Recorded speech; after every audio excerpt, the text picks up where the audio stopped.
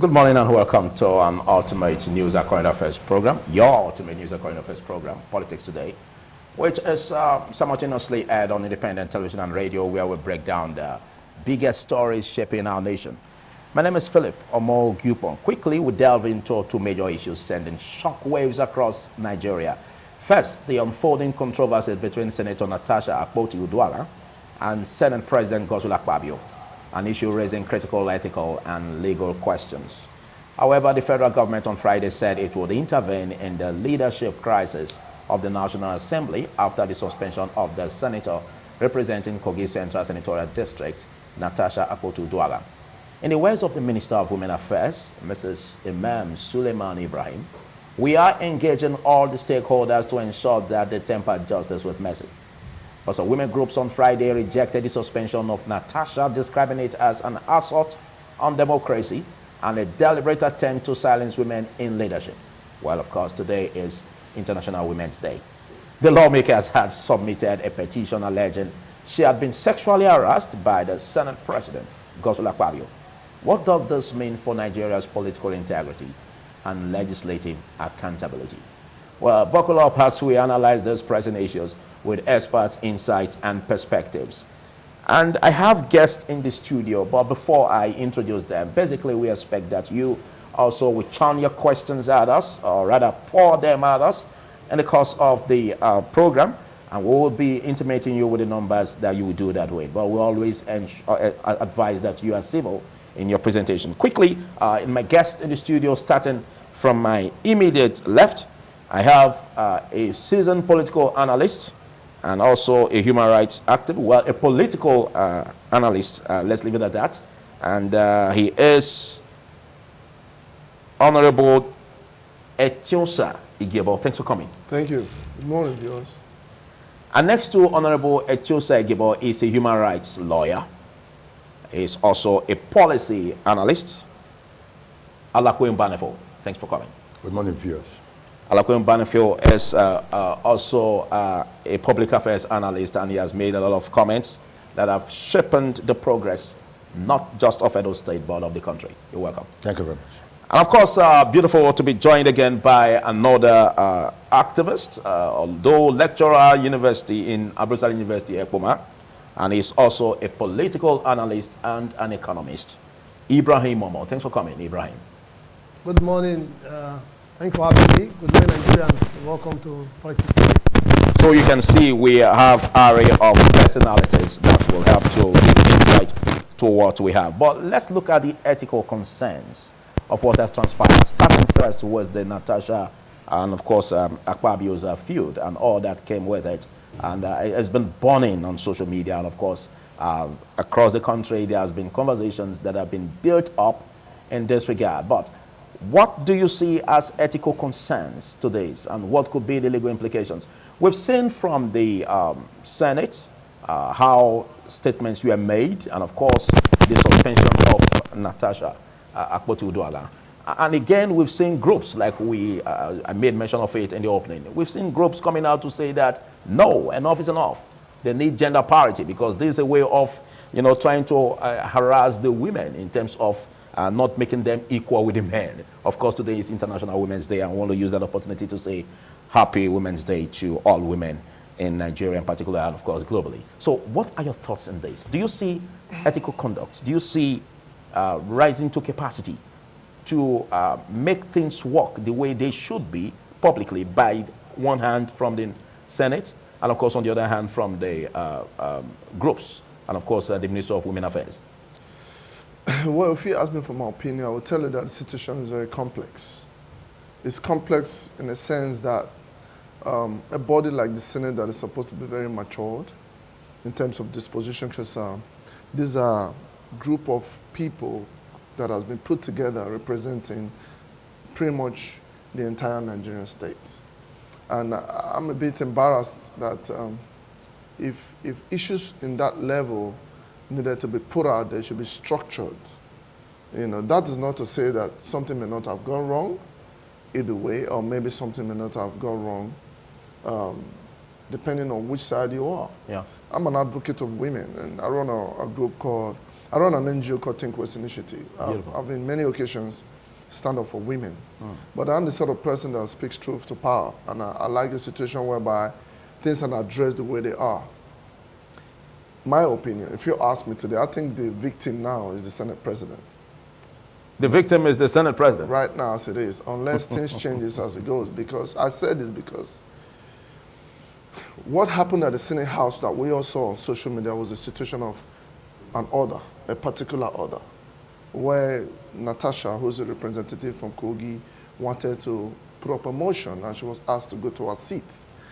And as time goes on, I listened to some brothers on Arise TV, and then they spoke about the fact that when people move parties, like Wonko moved from PDP to APC and some others, there's always a reorder in the Senate. It is not something that is new.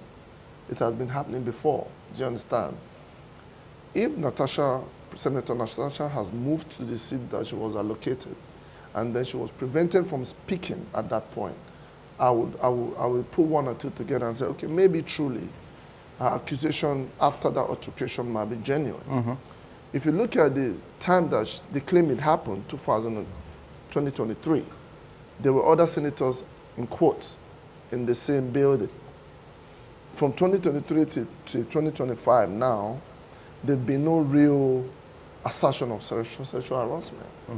And then it now looks like she's, the way she said those stuff from day one, I told my friends, I said, I think she's weaponizing this idea of sexual harassment. I didn't think at that point she should have brought that in. She would have allowed the matter to be addressed based on the Senate rules, because we all live within the rules and confine. On that grounds, not to say too much, I just feel that, there's some kind of an undertone to embarrass the Senate President or to make him fall back on the actions that happened, because so many senators went to her at that point appealing to us, okay, just move. You know what I mean? That was not the Senate President. The Senate President was calm all the time. Other senators appealed to her. She refused to listen to them.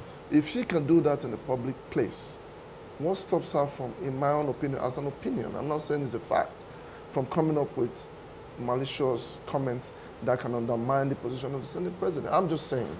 So I think the whole thing happening in such a high-level office of a national value was disrepute. And I think what has eventually transpired may not be far from that, because they have to follow the rules. I mean, Senator Kingibe came out on Arise and said they moved me severally. Other people have been moved severally. If she had obeyed the order and moved, and then she was prevented from speaking, I'm sure today 200 million Nigerians will be behind her. Well, thank you. The fact that she didn't do that, to me, I just think she's trying to weaponize it, because the Reno Mikri issue came up as well. So I think as we get along, we're going to be seeing more facts opening up, because she said she has evidence. And, sometimes you look at the relationship between a man and a woman, even on platonic grounds. There are steps that a man should take towards a lady. Otherwise, the lady could take it as she's been sexually harassed. Because you already said that you are an advocate for women and you have run an NGO, and I really applaud that. But do you know that even here in this part of the world, there are ways in which men relate with women, and we don't see it as being sexually harassing them? But she might have gotten all of this, and maybe she now decided to use this opportunity to weaponize, like you said. The time frame is too long. Okay, but let's get your thoughts on this, Alakwe. You are a legal practitioner, and I know, in terms of conduct, in terms of ethics, this is the House of Senate, for instance, and it's expected that that is a hallowed chamber. It's expected that these are people of integrity that should be ethical in whatever they do. From what you've gathered so far, do you support the suspension of Senator Natasha Akpoti? From a broad point of view, I hope you're not examining me. We are not in the court. We are not in the court. Not in the court yet. So. And I don't expect. I just want you to be objective, without being African. Yeah. So, this matter, as it were, is a kind of, a Pandora's box. Because when you open a Pandora's box, so many things will come out of it. Both the expected and unexpected. like the last speaker said, I think he's right, that the issue before the Senate, which we saw on camera, was change of seats. And so how did it now finally lead to sexual harassment? And of course, even if there was before now, the question people are asking is that why was not the issue raised as at that time? There wasn't need for it then. So There wasn't need for it. you said you went to the man's house and the man said his man And she has the right to spill whatever time. Let's look at what is expected in terms of the provisions of the law. Is there a time frame she should have said it? Or she has the right to spill at whatever time? Because we're monitoring issues, in the developed politics, like in America, for instance. A lot of celebrities, they've gone down as a result of what they committed many decades back. So how do you make that different? Is there a rule? Is there a provision let me say this. that she should have said it immediately? Let me say this. This is Nigeria. And most things that you see, is far from the reality. Was there any attempt by some group of people to bring down the Senate president so that somebody else would become a Senate president? Was there a master plan to impeach the Senate president so that somebody else would become the Senate president? Was there also a personal problem between Natasha and Akpabio? We live in a country where most times it looks like an AI age, artificial intelligence, where what you see may not be real, but everything will look very, very real. Yes. Yeah. The Natasha Akpabio saga is looking like a Pandora's box. We don't have to look at use sentiments to be cloud common sense. So as far as we are concerned, there are so many people now talking about human rights. Some other people are talking about matters have been in court and that ordinarily the Senate ought to have appreciated the fact that the case is in court. And so if it's a case is in court, it now becomes sub judice for you to discuss what was already in court. Okay. The lawmakers are those making the law. We expect to know better. Okay. And so they have a lapse. Yes, there was both from both parties. From both parties. Yeah, because let's just talk reality. After 48 hours of the saga, the Senate president came out to apologize. And the apologies he made wasn't that there was sexual harassment. Exactly. The Senate president was emphatic when he said what transpired yesterday was a mere change of seats. I never knew it would lead to what it led. About in social media, my wife called to say, check your phone. And by the time I saw it, I saw that the whole world was talking about this issue. It never knew it would be that bad. However, I'm sorry about what transpired. I hereby apologize to the Senate. I hereby apologize to my colleague, Natasha. I hope this will not happen again. For a man of that level to have come up to apologize publicly, if I may use a word, in the hallowed chambers of the Senate, we expected that will have calmed down the nerves of all the parties. And then if you look at what other people said, Senator Weir, Oshomole, Kingibe, and other people that have spoken, everybody is saying that a mere change of seat wouldn't have caused that problem. And again, we are surprised again that this Honorable Senator Natasha came back again to present same petition again on sexual harassment, even when her colleagues has pleaded that this matter be rested. Again, when our own person, our own senator here, Senator yes, was made the chairman of ethics committee to look into that matter and report back to the Senate. Yeah, ethical conduct, yes. Yes, ethical conduct. So the first thing they said was that the matter is in court. And if it's in court, that the committee is somehow, restrained from doing anything because the matter is in court. So it's sub judice to discuss it. Yes, it is. But all of a sudden, again, they made a U-turn and came back again to sit and was now inviting the Natasha and Akpabio. From what we were told, Akpabio never appeared before them and Natasha never appeared before them. They saw non-appearance of Natasha as having offended the rules of the Senate, but didn't say anything again about non-attendance of the Senate President.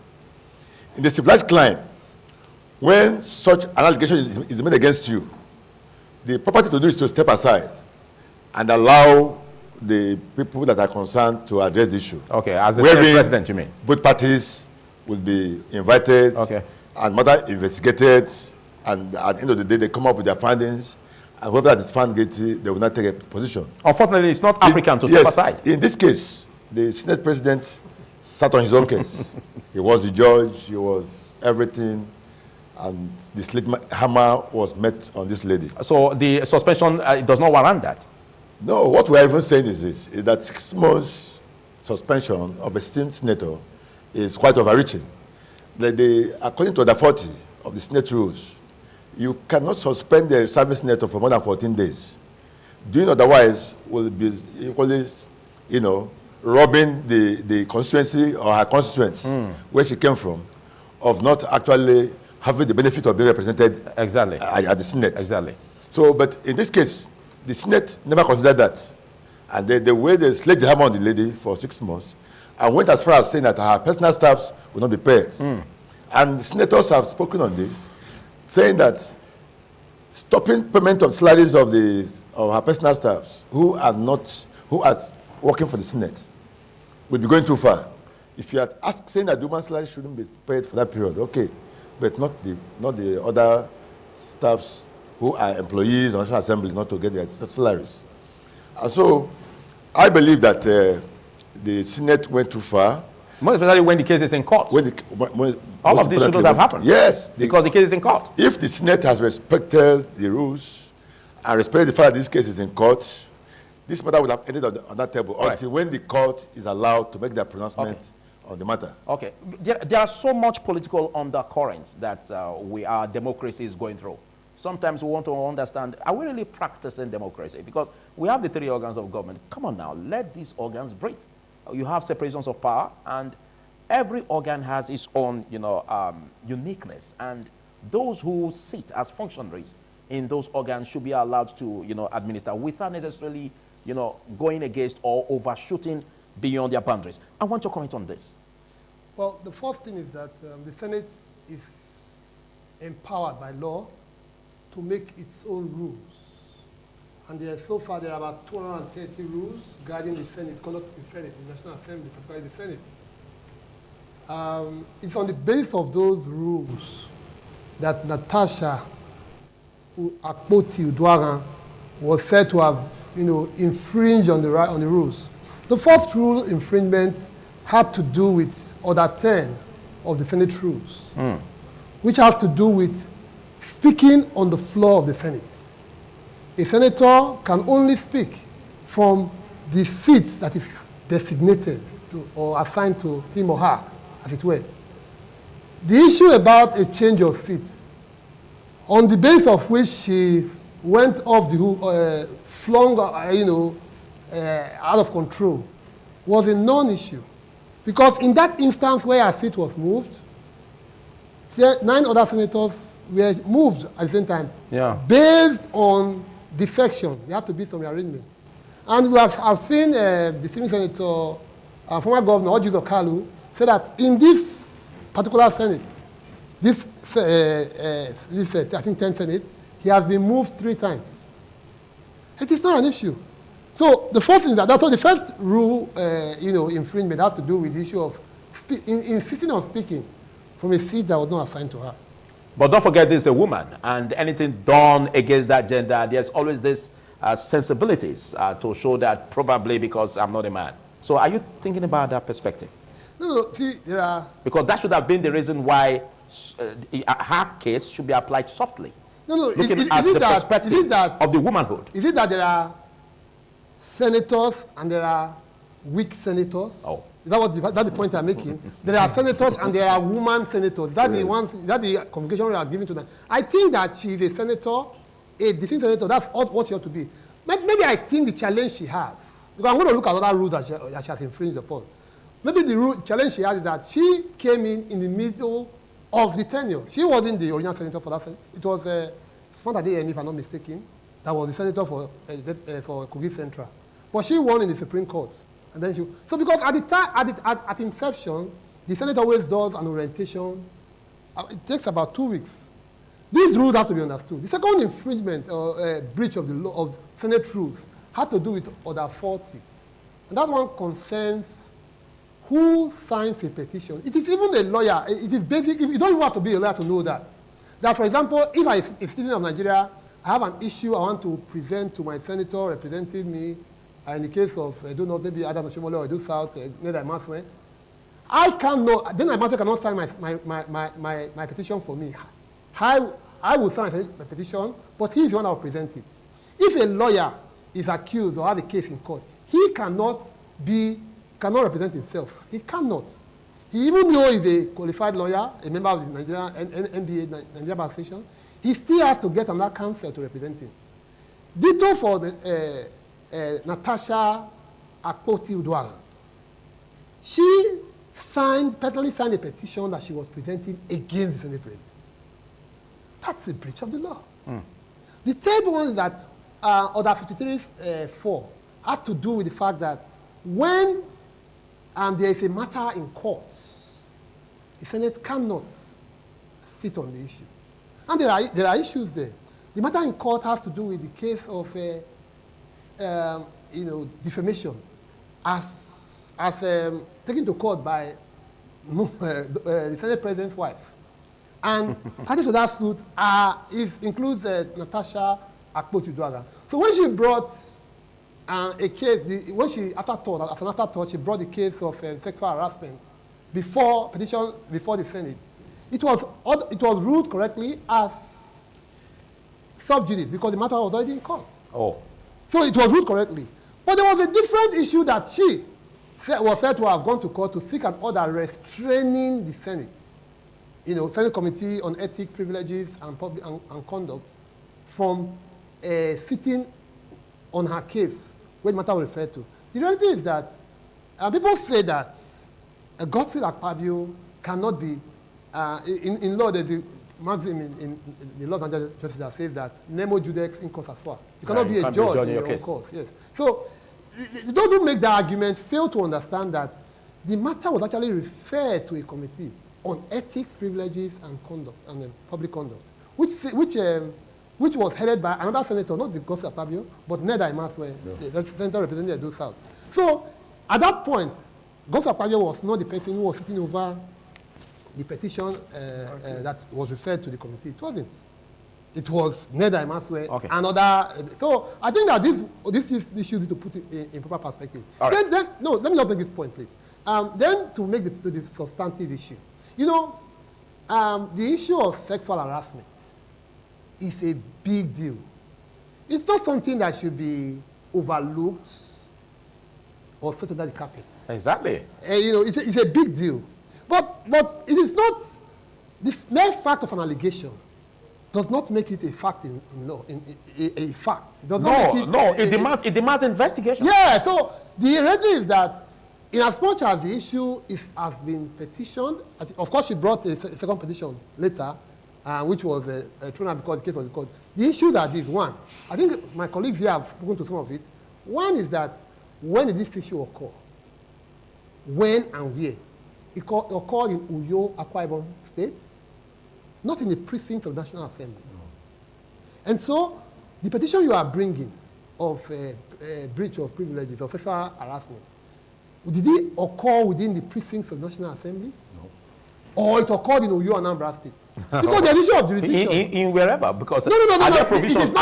It is not wherever. Are there provisions that it has to occur within the precincts of the Senate? Issues that concern privileges of senators would have to be issues that happen within the precincts of the Senate. And then you are bringing, ordinarily, she should have gone to court, a court within the jurisdiction where that thing occurred, and presented a case. So it's not, except maybe it's a federal high court. I think investigations will unfold all of this. But in all of this, there are lessons that have been learned, most especially in ethical conduct, as you work in an office, as an official, and of course, as someone who is seen as a man of integrity or a woman of valor or a woman of integrity, whichever way, because he already said there's no male or female Senate. They are all senators. Now, what do you see as a takeaway from this issue that just occurred, mostly as regards, you know, men of integrity in the hallowed chambers, for instance?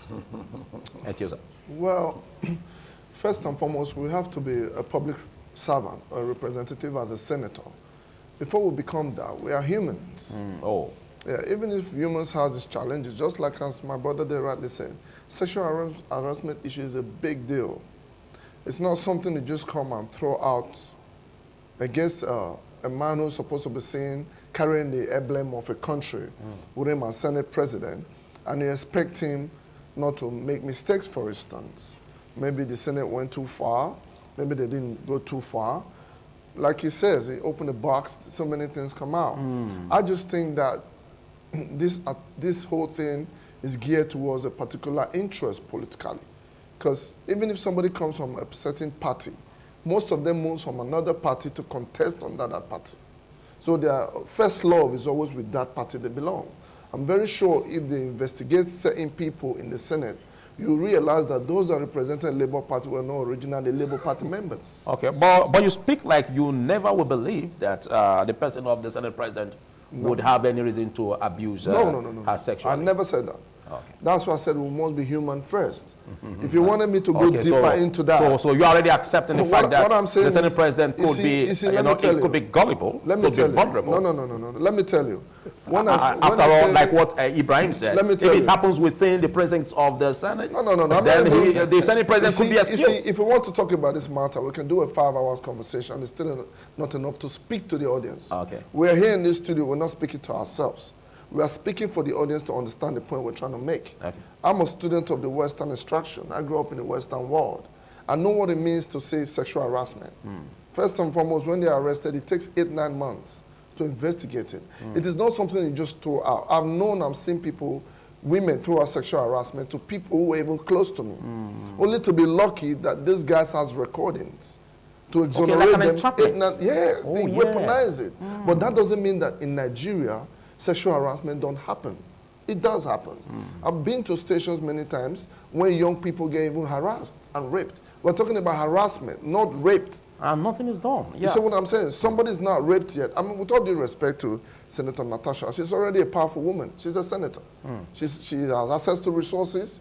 She has access to people who matter in society. She can fight her way. So even if she was truly sexually harassed, then I wish she can go about it. Just like the lady said, Senator Kingibe says, I'm like a mother to her. Okay.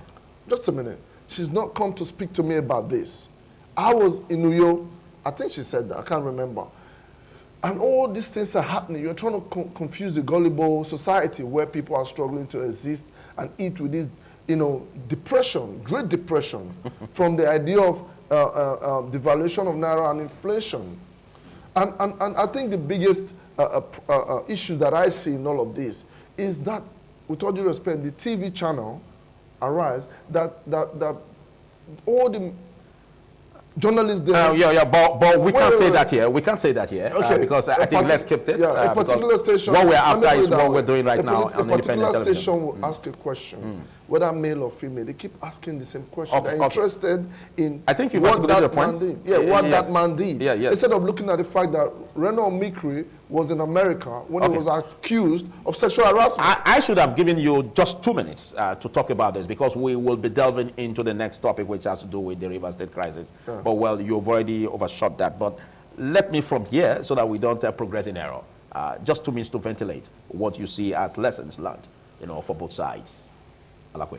Yes, I think you have even answered the question by yourself when you were talking about the 3 arms of government, when you talk about the legislature, separation of power, the judiciary, the executive, and the executive. And, here there is some kind of interference. Overlapping functions about this matter. The moment this matter was in court, we expect that all matters regarding to this case remains in abeyance until the court decides their matter. Unfortunately, that did not happen. So the matter now shifted back to the National Assembly, the legislature, and then through the ethics committee, they were able to do what they did. And then again, lessons learned is that, you don't underrate anybody. One should be a little careful whatever you do with the opposite sex. But let me say this, that in the southern Nigeria, even adultery is not an offense. Yes, there is no law in Nigeria, in southern Nigeria, that captures adultery as an offense. But in the northern Nigeria, it's almost like a death sentence because of the penal code and their religion. So when you're talking about sexual harassment, then within the Nigerian legal jurisprudence, you also have to look for exactly where it has been, written that for so-and-so offense to be committed, so-and-so, penalty must go. Yes, as stated in the provisions. Yes, as far as I'm concerned, you cannot arrest somebody for a law, for an offense, which is unknown to law. For any matter to fly, you understand, that offense must be known to law, a written law in Nigeria. But that notwithstanding, like I said earlier, nobody knows if there are more to this than what we are saying. Because if it's deployed to unseat the senior president, nobody knows. A Nigerian politician can do anything. And so it could be a way of, trying to throw the guy away. Nobody knows what their plans are. But the point remains that this whole thing was very unnecessary. Because from the beginning of this crisis, okay. it was all about swapping of maybe I should have, you said that earlier. Maybe I should have allowed, because I should have allowed a lady to speak in this fashion on this platform, so that we can look at the perspective, because we are all speaking from the perspective of being the fact that we are men, and you may not understand what she is going through. But just like you said, looking at the developed polity, and of course Ibrahim Momo, even Alakwe. Let me say this. Sexual harassment. Yes, there was no nexus between. Sexual harassment demands investigations. Yes, if these are allegations, in this case, if allegations are raised, it demands investigations. No. But again, even if you want to investigate it properly, the office of the Senate, whoever occupies that, should not be allowed to remain in that seat, so that the investigations can go on properly. But are you thinking that could be the way? No. Look at it. Former US president. Okay. In this case, there is no nexus between swapping of seats and sexual harassment. Okay. Quickly, at last. Okay, let's wrap up. So that is where everybody is confused. How does sexual harassment? What are they going to do with swapping of seats? Okay. If there is no hidden agenda. Okay, let's wrap up. Okay. Well, I think the point is that I hear these statements being thrown around that in the more developed world, in the more thinner climes, or abroad, it's not true. Former President William Jefferson Clinton, Bill Clinton, as we call him, was accused by Monica Lewinsky. Of course. Did he step down as president of the United States of America? Did he? He did not. He was there throughout the time, and the whole investigation was done. What we are saying, what I hold there, is that sexual harassment is a serious crime accusation to make. Like you said, and it demands investigation. Yeah, so that it must not be swept under the carpet. Good. That element we must hold there, that it should be thoroughly investigated. Okay. In fact, the matter is already before the courts. Yes, it should be investigated, but that it should not be a business based on which you are asking government to step down or step aside. No. That's not what we can say, because it's not African. African leaders don't resign. No. African leaders never step down. So it's not African. So there's no need for us to delve into that. But let's look at what is happening at Rivers State. You just told me now that I cannot speak about certain things or speak about a certain channel because there are rules. No, this is sister channel. No, wait. I know, I understand that because there are rules. It's not you making them. It is from the NBC. Okay. Because when you do that, you get penalty. Okay. So like in the Senate, there are certain things that you should also follow as a rule. All right. That does not necessarily mean that the man sitting there who is okay, viewers, thank you.